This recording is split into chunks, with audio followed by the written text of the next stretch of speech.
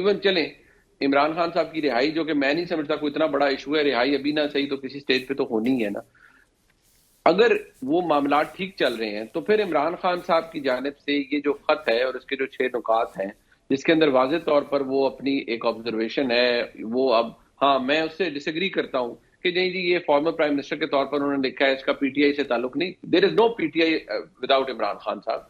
PTI का existence from the day one till now it's only because of Imran Khan साहब, और it revolves around Imran Khan I साहब totally agree with personality. you. So मेरे जो जो हर चीज है ना कि ये तमाम चीजें आप ये नहीं कह सकते कि आप इसको एक्सट्रिकेट करने के लिए पीटीआई की पॉलिसी नहीं, ये इमरान खान ने लिखा है, इमरान खान साहब इस पीटीआई।